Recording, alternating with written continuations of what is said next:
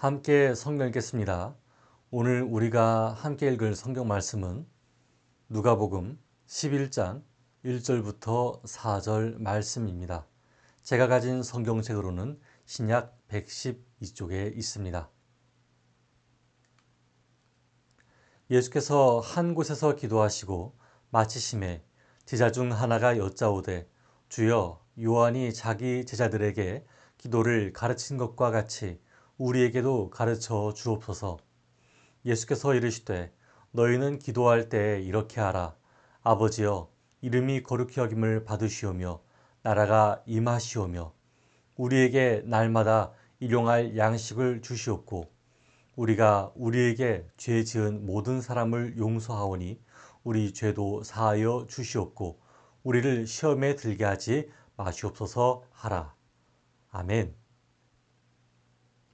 우리들은 예배 시간에 주기도문을 주로 암송하곤 합니다. 주기도문을 암송하는 까닭일까요? 주기도문을 기도라고 생각하기보다는 그저 하나의 예배 순서라고 생각하는 경우가 허다한 것 같습니다. 그러다 보니 예수님의 주기도문은 그 의미를 잘 생각하지 못하게 됩니다. 저도 그간 주기도문에 대해서 자주 말씀드리지 않다 보니 굳이 그 의미를 생각해 보지 않아도 되는 관례적인 것이 되어 버렸죠. 다른 이유도 있습니다. 주기도문이 왠지 자기 자신의 의지대로 하는 기도가 아니라 다른 기도라고 생각하기 때문인 것 같습니다. 그 말에 동의합니다. 그러나 자기 자신의 의지로 하는 기도가 아니라고 할지라도 주기도문은 할 필요가 있습니다. 삶에서 가장 가까운 기본적인 기도문이기 때문입니다. 여러분께서는 하나님을 어떻게 생각하십니까? 아니, 예수님에 대해서 어떻게 생각하십니까? 예수님은 우리들의 생활과는 전혀 무관한 분이라고 여겨지십니까? 만일 그렇게 여겨진다면 저는 여러분을 함부로 탓할 수는 없습니다. 영혼에 관련된 것만을 지나치게 요구하는 분이라고 생각될 수 있기 때문입니다. 이것은 우리들의 가르침에서 비롯된 오류입니다. 성경에 다양한 표현들이 있고 또 그렇게 알고 있기도 하지만 그런 다양한 표현보다도 가르치고자 하는 방식대로 삶을 외면한 탓입니다. 그러다 보니 마치 예수님을 실질적인 필요에 대해서 요구할 수 없는 분처럼 여겨지곤 했습니다. 오늘의 쌀보다 오늘의 말씀을 더 강조하는 분 같습니다. 그러나 신명기 30장 11절부터 14절 말씀에는 다음과 같이 기록되어 있습니다. 제가 한번 읽어보겠습니다. 내가 오늘 내게 명령한 이 명령은 내게 어려운 것도 아니요 먼 것도 아니라 하늘에 있는 것이 아니니 내가 이르기를 누가 우리를 위하여 하늘에 올라가 그의 명령을 우리에게로 가지고 와서 우리에게 들려 행하게 하랴 할 것이 아니요 이것이 바다 밖에 있는 것이 아니니 내가 이르기를 누가 우리를 위하여 바다를 건너가서 그의 명령을 우리에게로 가지고 와서 우리에게 들려 행하게 하랴 할 것도 아니라 오직 그 말씀이 내게 매우 가까워서 내 입에 있으며 내 마음에 있은즉 내가 이를 행할 수 있느니라. 아멘. 예수님의 기도문이 이와 다르지 않습니다. 명령이라는 단어 일부를 기도문으로 바꾸어서 읽어보도록 하겠습니다.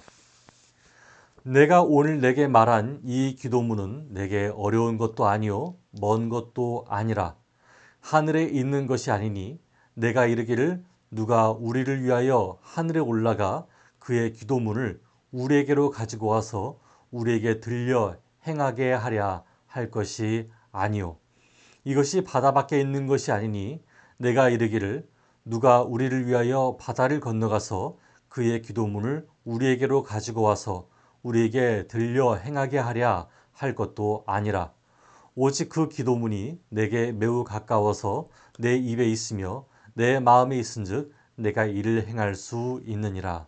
아멘. 저는 예수님의 기도가 우리의 삶에 이렇게 가까움을 알려드리고자 합니다. 누가복음에 기록된 예수님의 기도를 통해 하나님이 주시는 깨달음의 기쁨이 저와 여러분 가운데 있기를 바랍니다. 누가복음 11장 1절을 함께 읽어보도록 하겠습니다. 시작. 예수께서 한 곳에서 기도하시고 마치심에 제자 중 하나가 여짜오되 주여 요한이 자기 제자들에게 기도를 가르친 것과 같이 우리에게도 가르쳐 주옵소서. 아멘. 예수님의 12 제자들은 예수님께서 기도의 습관을 갖고 계신 것을 알았습니다. 그러나 예수님의 기도는 듣기가 쉽지 않은 것 같았습니다. 왜냐하면 제자들에게 보이거나 또 다른 누군가에게 나타내려고 하는 기도가 아니라 하나님과의 대화 시간이었기 때문이었습니다. 그 당시 사람들은 기도를 통해 하나님과 대화한다기보다는 오늘날 우리가 주기도문을 외우는 것처럼 기도문을 외우는 것에 익숙해져 있었습니다. 그 당시의 사람들에게 일반적으로 암송되었던 카디시 기도문이 있는데요. 그 기도문을 제가 한번 읽어드리겠습니다. 이스라엘을 위하여 그분의 이름이 높여지고 거룩히 여겨지이다. 그분이 그분의 뜻에 따라 지으신 세상 안에서 그분의 자신의 나라 다스림이 다스리게 하시기를 너희들의 생애에 그리고 너희들의 날들에 그리고 이스라엘 집안 전체의 생애에 신속히 그리고 조만간 그분의 위대한 이름이 영원에서 영원까지 찬양되소서. 이에 대해 말하라. 아멘. 이런 기도문이 있었지만 제자들 중에 한 사람이 예수님께 다음과 같이 요청합니다. 예수님, 저희에게도 기도를 가르쳐 주세요. 세례 요한도 그의 제자들에게 기도를 가르쳐 주었습니다. 이런 말을 한 이유가 있죠. 예수님 당시 유대인들에게는 메시아가 곧 와서 하나님 나라를 실현할 것이라는 기대에 부풀어 있었습니다. 그러나 그 이전에 먼저 그들이 죄를 회개하고 새롭게 헌신해야 한다는 운동이 있었죠. 그러므로 당시에는 이런 부흥 운동을 주도하는 사람들과 단체들이 많이 있었습니다. 마치 우리 한국의 초기 기독교 부흥 운동처럼 말이죠. 그 대표 주자가 바리새인과 세례 요한이었습니다. 바리새인은 정결한 삶과 율법 성취와 이스라엘 민족만의 구원을 강조했습니다. 세례 요한은 모든 일상의 삶 속에 회개와 헌신을 강조했습니다. 이들의 기도문도 차이가 있었습니다. 첫째, 바리새인의 기도는 매우 길었습니다. 정결한 삶을 바깥으로 드러내려고 애쓰다 보니 기도 시간이 길어야 한다는 것을 일부러 보이기도 했습니다. 그러다 보니 내용도 많아지며 꾸미는 말들도 많아졌습니다. 단 철저히 유대인 중심의 기도문이었습니다. 둘째, 세례 요한의 기도입니다. 세례 요한의 기도는 특별한 자료가 없습니다만 그의 가르침과 삶을 보면 바리새인들의 기도보다 짧고 간결했으리라 예측합니다. 그들은 드러나게 기도하려고 하기보다는 하나님 앞에서의 개인적인 삶을 매우 중요하게 여겼습니다.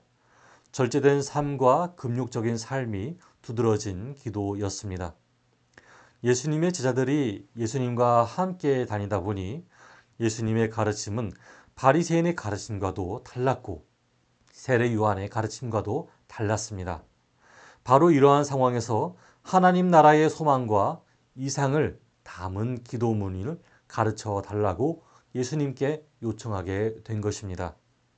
이러한 배경 속에서 예수님은 기도를 가르치시면서 제자들에게 하나님께서 이 땅에 실현하려고 하셨던 목표와 이상을 알려주셨습니다. 그 기도문은 다음과 같습니다. 누가복음 11장 2절을 함께 읽어보겠습니다. 시작. 예수께서 이르시되 너희는 기도할 때 이렇게 하라. 아버지여 이름이 거룩히 여김을 받으시오며 나라가 임하시오며. 아멘.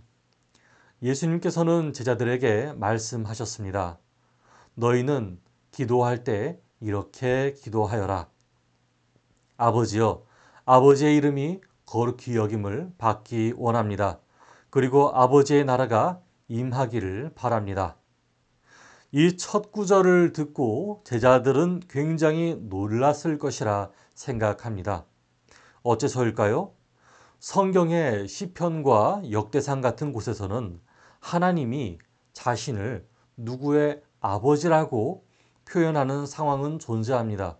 심지어 시적 화자가 누군가를 하나님의 아들이라 라고 이야기하는 장면도 존재하죠. 하지만 사람이 개인적으로 하나님을 아버지라고 부르는 적은 단 한 번도 없었습니다. 그러나 예수님께서는 하나님을 아버지라고 부르는 표현에 대해서 금하지도 않으시고 오히려 권고하셨습니다. 유대인에게 있어서 하나님은 상당히 어려운 존재였습니다. 가까울 수 없는 거룩하고도 어색한 존재였죠. 하지만 예수님의 말씀은 저희가 할 수 없는 표현을 허용하십니다. 여러분 중에서도 경험해 보신 적 있으시겠지만 한 가지 예를 들어보겠습니다. 여러분 중에 장인 장모님께 아빠, 엄마, 그리고 시아버지, 시어머님께 아빠, 엄마라고 하라고 한다면 굉장히 어색하겠죠. 배우자가 그렇게 해도 된다고 말해도 어색해 할지 모릅니다. 또는 장인 장모님, 시아버지, 시어머니가 그렇게 부르라고 해도 우리를 그렇게 부르라고 아빠, 엄마라고 부르라고 해도 정말 어색하죠. 그러나 이 어색함을 뚫는 것은 더 가까운 사이가 되게끔 요청하는 의도가 강합니다. 다시 말해 예수님께서는 하나님이 너희들과 전혀 관심이 없는 존재라고 생각하지 말아라. 오히려 무한한 관심이 있으시며 너희와 가까이 하고 싶으신 분임을 알아라 하는 말씀입니다. 그렇게 하나님이 자신의 아버지가 되었다면 우리는 아버지의 이름을 함부로 놀리지 않을 것입니다. 오히려 사랑받고 사랑하는 존재로서의 애칭이 존재하겠죠. 이것이 바로 아버지의 이름을 거룩하게 하시며 라는 기도의 의미가 됩니다. 아버지의 뜻을 아는 자녀는 아버지의 꿈을 압니다. 아버지이신 하나님의 꿈은 온 세상이 하나님을 알고 그 사랑을 깨닫는 것입니다.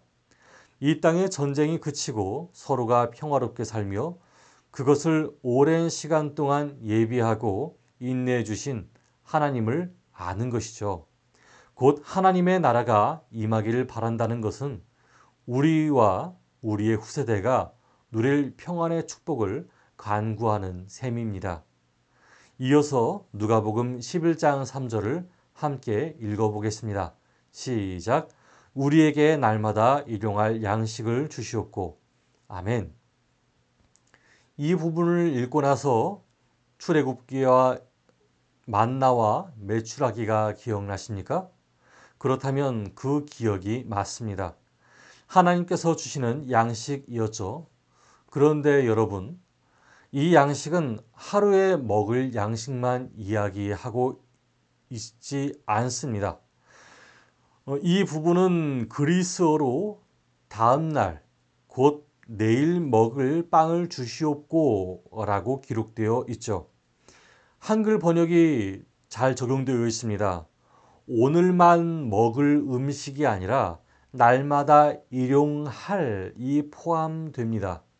다시 말해서 일용할 양식은 단지 하루치 양식만 이야기하는 것이 아니라 우리의 삶을 떠받치는 물질, 그리고 우리가 인간다운 삶을 영위하는 데 필요한 물질 전반을 뜻합니다. 그런 의미에서 일용할 양식을 구하라고 말씀하신 것은 당연한 이치이죠. 저는 이런 일용할 양식을 구하는 것이 욕심인 줄로만 알았습니다. 욕심이 너무 많아서 일용할 양식을 말씀 외에 진짜 먹을 것으로 구하는 것은 나쁜 것인 줄로 착각하고 있었죠. 하지만 성경은 그런 아지랑이 같은 말씀을 기록하지 않았습니다. 참으로 우리 삶에 적극적으로 권할 것을 권고하고 있죠. 여러분, 그 당시 상황을 말씀드려 보겠습니다. 그 당시에는 빵 한 조각이 정말로 귀했습니다. 사람들의 모든 벌이가 세금으로 들어갔거든요. 사회가 어렵다 보니 어떤 방법을 써서든지 재벌이 되려고 애쓴 사람들이 많았습니다. 오늘날의 보이스피싱처럼 사기치는 사람들도 흔했습니다. 더불어 언제 터질지 모르는 전쟁의 긴장 때문에 사람들은 불안해하고 있었습니다. 어떻게 오늘날 우리 한국 상황과 똑같은지요? 그 시대나 오늘이나 하루 벌어 하루 먹고 사는 분들이 있습니다. 오늘 일하지 않으면 내일 먹을 것이 없는 사람들도 있습니다. 냉장고에 먹을 것이 남아있지 않은 사람들이 있습니다. 우리나라뿐만 아니라 해외에도 필수 영양소가 섭취되지 않아서 죽어가는 사람들도 있습니다. 제가 잠깐 있었던 캄보디아에는 다 죽어가는 사람에게 며칠간 비타민을 투여했더니 기운을 회복하고 살아나는 것을 목격하기도 했습니다. 그렇다면 의문이 생기는 분이 있을 수 있겠습니다. 전도사님, 오늘과 내일 먹을 것이 잔뜩 있는 사람은 어떻게 해야 하나요? 우리는 굳이 일용할 양식을 달라고 기도하지 않아도 됩니다. 그럼 하나님께 뭐라고 간구해야 하나요? 이것은 좋은 질문입니다. 저희는 하나님을 아버지라고 부릅니다. 맞죠? 그렇다면 아버지 하나님의 말씀에 귀를 기울이게 됩니다. 우리에게 영원한 생명을 주기 원하시는 하나님 말씀입니다. 저번 시간에 바리새인과 예수님의 대화로 영생하는 법을 알게 되었습니다. 10장 25절을 함께 읽어보겠습니다. 시작. 대답하여 이르되 내 마음을 다하여 목숨을 다하며 힘을 다하며 뜻을 다하여 주 너의 하나님을 사랑하고 또한 내 이웃을 내 자신같이 사랑하라 하였나이다. 아멘. 이웃을 사랑하려고 하신다면은 그의 쓸 것을 채워주는 것입니다. 사정이 넉넉하지 못하다면 그를 위하여 기도하거나 밥 한 끼를 사주거나 하는 것이면 족합니다. 또 사정이 넉넉하다면 그 외의 방법도 많이 있습니다. 도움을 받는 사람이 악한 마음을 품지 않는 한에서 한 가족처럼 대우하면 그것이 바로 일용할 양식을 채워주는 것이겠습니다. 이제 마지막으로 누가복음 11장 4절을 함께 읽어보겠습니다. 시작. 우리가 우리에게 죄 지은 모든 사람을 용서하오니 우리 죄도 사하여 주시옵고 우리를 시험에 들게 하지 마시옵소서 하라. 아멘. 저는 이 부분에 대해서 다음과 같이 권고합니다. 여러분, 누군가의 죄를 용서한다는 것에 대해서 여러분은 잘 하고 계신 줄을 믿습니다. 하나님을 믿음으로 여러분의 상황을 스스로 잘 알고 계시는 줄을 믿습니다. 그러므로 저는 이것을 하나로 묶어서 여러분께 설명을 드리고자 합니다. 하나님께서 죄를 회개하는 사람마다 용서하시는 분이심을 믿습니까? 그 믿는 믿음대로 용서를 받을 줄을 믿습니다. 성경 또한 하나님이 자비와 긍휼이 많으신 분임을 나타내고 있습니다. 그런데 예수님의 말씀은 순서가 다릅니다. 우리가 먼저 우리에게 지은 죄를 용서해 달라고 표현합니다. 이는 이스라엘의 고엘 제도 때문에 나온 표현입니다. 고엘 제도는 형편이 어려운 가족이나 친척을 돌보아 주는 제도입니다. 또한 가족이나 친척의 복수를 대신 해주는 제도입니다. 이 때문에 동족인 이방인을 넘어서서 눈에는 눈, 이에는 이에 갚으려고 하는 상황이 그 시대에도 많았습니다. 서로가 넉넉하지 않고 삶의 조급함이 있었으니 피해 보복도 적지 않았으리라 생각됩니다. 그러나 예수님의 말씀은 그런 문화를 뛰어넘어서 하나님 안에서 한 형제와 자매임을 여러분께 시사합니다. 그러므로 우리가 하나님의 긍휼을 얻기 위해서는 먼저 자신이 상대방의 죄를 용서하여야 한다는 말씀입니다. 그래야 하나님의 용서를 받을 수 있음을 말해 줍니다. 성전 제사가 한창일 때 사람들은 자신의 용서를 받기 위해서 양을 드리고 소를 드리고 비둘기를 바칠 수 있었습니다. 그 동물들의 피가 있어야 용서를 받을 수 있었습니다. 세례 요한은 물로 세례를 받을 때 죄 사함을 선포했습니다. 예수님의 말씀은 물의 세례를 더 뛰어넘습니다. 자신이 용서를 받으려면 세례를 받기 위해 물가로 나가는 것이 아닙니다. 먼저 자신이 누군가의 죄를 용서해 주는 것이 희생제사를 뛰어넘는 진리였습니다. 그러나 우리는 압니다. 상대방을 용서해 주려면 그만큼의 후폭풍을 감수해야 합니다. 이 사람이 또 다른 실수를 범하지 않을까 생각해야 합니다. 올곧은 사람은 실수에 대해서 용서를 받았을 때 자신을 돌아보고 그 실수를 다시 하지 않으려고 노력하는 모습을 보입니다. 그 노력 때문에 기특함도 있고 기쁨도 있습니다. 그러나 실수가 너무나 잦은 사람은 용서해 주기가 힘듭니다. 예수님의 말씀은 뒤로 제쳐놓고라도 용서해 줄 수 없는 마음이 가득 나타납니다. 이 때문에 하나님께 간구할 수밖에 없습니다. 하나님, 제가 이 사람을 용서해 주는 것 때문에 제 마음에 시험이 들지 않게 해 주십시오. 여러분, 하나님께서는 하나님께 사랑을 받은 사람으로서 사람의 죄를 용서할 수 있습니다. 하나님께서 대신 갚아주실 것도 믿습니다.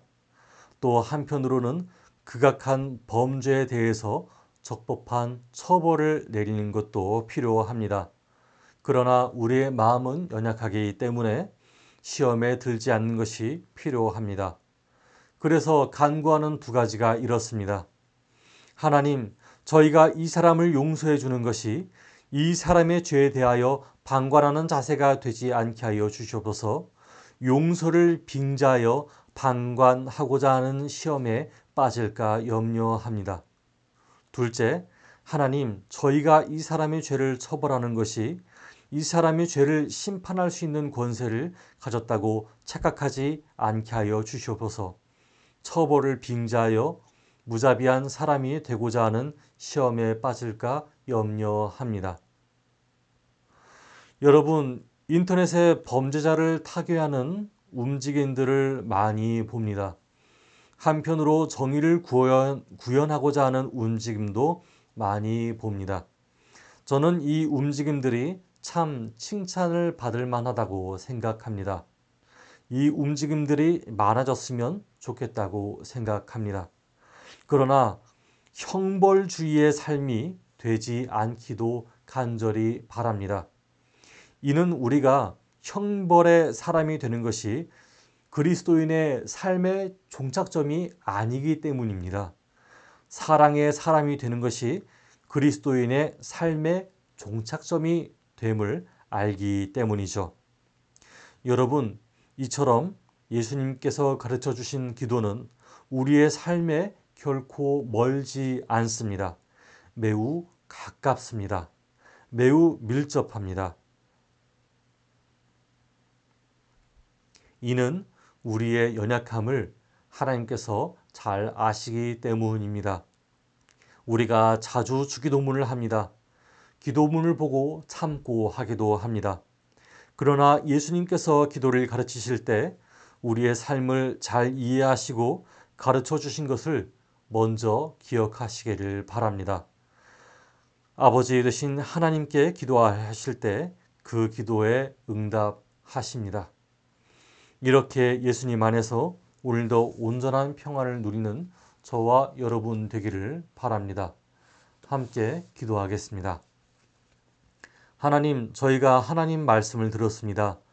누가복음 10장 말씀을 통해 오늘날 저희 삶을 돌아보게 됩니다. 하나님, 저희는 지금까지 주기도문을 외우면서 하나님의 뜻을 잘 이해하지 못했던 것 같습니다. 이는 저희가 하나의 외우는 기도문이라고만 생각했었기 때문입니다. 또한 저희의 삶에 너무나 먼 의미를 가진 기도문이라고만 생각했기 때문입니다. 그러나 오늘 말씀을 통해 주기도문의 뜻을 알게 되었습니다. 그것은 마치 바람을 잡는 것 같이 허황되거나 육신의 삶을 무시하는 기도가 아니었습니다. 삶에 가장 가까운 그리고 하나님의 뜻을 헤아리고 그 뜻을 이루기 위한 기도였습니다. 하나님, 저희도 하나님의 뜻을 온전히 헤아리는 마음을 갖기 원합니다. 저희의 삶에 가장 가까운 마음으로 기도를 드립니다. 저희 삶에 오셔서 저희의 기도를 들으시고 응답하여 주시옵소서. 예수 그리스도 이름으로 기도드렸습니다. 아멘.